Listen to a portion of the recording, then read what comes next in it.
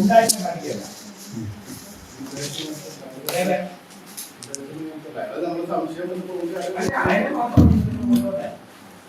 വേറെ കുറെ ആളുകളെ നിങ്ങൾ കൊണ്ടുവന്നല്ലോ.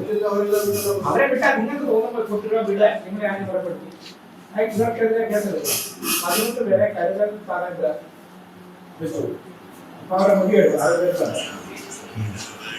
11 പേരെ ഒരു നിയമവും പാലിക്കാതെ വണ്ടി ചെന്ന് ഗുണ്ടകൾ കൊണ്ടുവരുന്ന പോലെ കൊണ്ടുവന്നു. 6 പേരല്ല 11 പേരെ. 11 പേരെ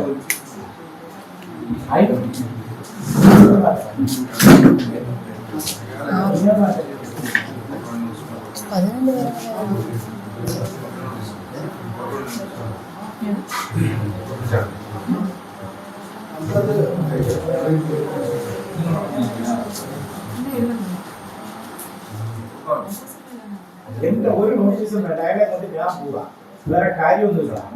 മനസ്സിലായില്ല? അയാളെ നിയമപരമായിട്ടല്ല നിങ്ങൾ കസ്റ്റഡി എടുത്തേക്കുന്നത്. മനസ്സിലായോ? അയാളെ കൊണ്ട് ഞാൻ പോവാ, വേറെ കാര്യമൊന്നുമില്ല. നിങ്ങൾ നിയമപരമായിട്ടാണ് അയാളെ കസ്റ്റഡിയിൽ എടുത്തേക്കുന്നത്. എന്താ അന്നത് കാണിച്ചേ?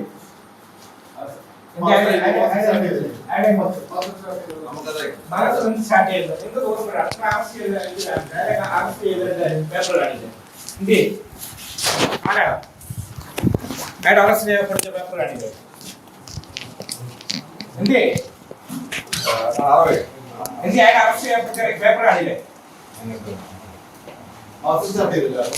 സ്റ്റാർട്ട് ചെയ്തെങ്കിൽ നിയമപരമാണെന്ന് ചോദിച്ചോളൂ. ഒരാളെ അറസ്റ്റ് ചെയ്യുമ്പോൾ നടപടിക്രമങ്ങളുണ്ട്.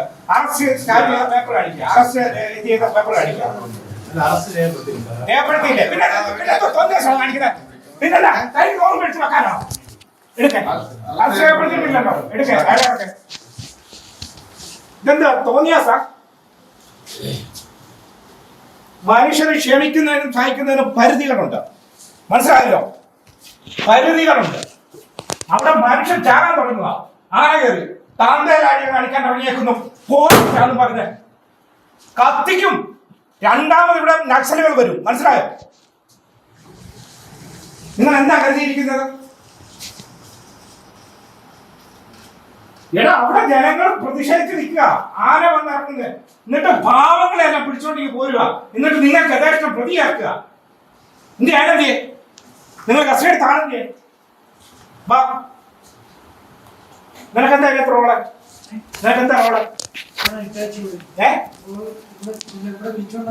എന്തിനാ വിളിച്ചോണ്ട് വന്നേ?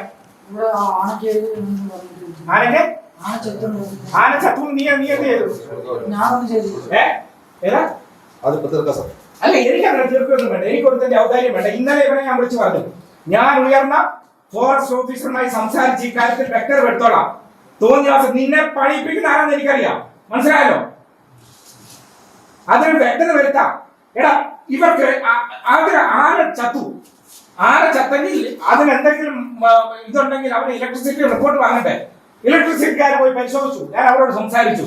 ഒരു സാധ്യതയില്ല സാറേ എന്ന് പറഞ്ഞ് അവിടെ കറണ്ട് കൊടുക്കാൻ ഒരു സാധ്യതയില്ലെന്ന്. പിന്നെ എങ്ങാണ്ടൊന്നും ഈ പാവം പിടിച്ചോ? അവൻ ഈ നാട്ടുകാരനല്ലല്ലോ. അവൻ ഇവരെ ഗൗരവം അറിയിക്കണമെന്ന്. നിനക്കൊക്കെ എന്താ പണി? നിനക്കൊക്കെ എന്താ പണി? എന്താ പണി? പോണമെന്നേ കല്ല് പഠിച്ച് ഇവിടെ ഇരിക്കല്ലേ. ഫീൽഡിൽ പോണം. ഫീൽഡിൽ പോയി നോക്കണം. മനസ്സിലായോ? എന്നിട്ട് കള്ളക്കേസ് എടുത്ത് പാവത്തിന് ജയിലിൽ അടക്കാൻ. സാറേ ഇവന്റെ ഇപ്പൊ ഒരു കാര്യം മനസ്സിലായി. ഞാൻ പോലീസിനെ വിളിച്ചത് നിയമപരമായി, എനിക്ക് വേറെ ഒന്നും വേണ്ട, നിയമപരമായി ചെയ്യാൻ വേണ്ടിയാണ്. എനിക്ക് ഞാൻ പോലീസിനെ വിളിച്ച ആരെ വീഡിയോ എടുക്കാൻ വീഡിയോ എടുക്കാൻ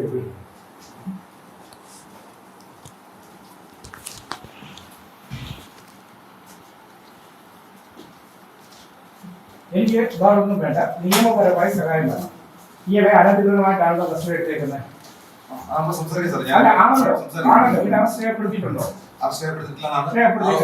രേഖപ്പെടുത്തിയിട്ടുണ്ടോ? നിങ്ങൾ അറസ്റ്റ് ചെയ്ത് കൊണ്ടുവച്ചിട്ടല്ല പ്രൊസീജിയർ.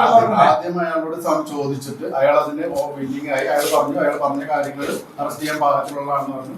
നമ്മൾ അതിന്റെ പ്രൊസീജിയർ സ്റ്റാർട്ട് ചെയ്ത് തുടങ്ങി. നിലവിൽ അയാൾ അറസ്റ്റിലാണോ? നിലവിൽ സ്റ്റാർട്ട് അല്ല ചെയ്ത് നിങ്ങൾ അയാളുടെ നിലവിൽ അറസ്റ്റ് അല്ല, നിങ്ങൾ അയാളെ കസ്റ്റഡി എടുത്തപ്പോൾ നോട്ടീസ് സാർ കൊടുത്തു. അത് അയാളടുത്ത് ഒന്ന് ചോദിച്ച് അയാൾ അതിനകത്ത് ഉണ്ടെന്ന് ഇൻവോൾവ് ആവണമെന്ന് തോന്നിയതുകൊണ്ട് അല്ല നിങ്ങൾക്ക് ഇതിനകത്ത് നിങ്ങൾ ഇൻവോൾവ് ആണോ? എടാ അയാൾ എന്ത് ഇൻവോൾവ്? എടാ അയാൾ എന്താ കുറ്റം ചെയ്തത്? ഞാൻ ആ റൂമിൽ കടക്കും ഏ? കടക്കുമായിരുന്നു. രാത്രി കടക്കും, പിന്നെ വേൽക്കൂടെ പോകും ഏതോ? പണിക്ക്. അതെ അയാൾ ഒരു പാവം പിടിച്ചവൻ അവിടെ വന്ന് അവിടെ ഞാൻ എനിക്ക് എന്റെ ക്വസ്റ്റ്യനിലെ നിയമപരമായിട്ടാണ് ഇതിനെ കസ്റ്റഡി എടുത്തേക്കുന്നത് ഡിവൈസ് പറഞ്ഞു. ഞാൻ റെക്കോർഡ് നോക്കിട്ട് ഞാൻ പറയാം.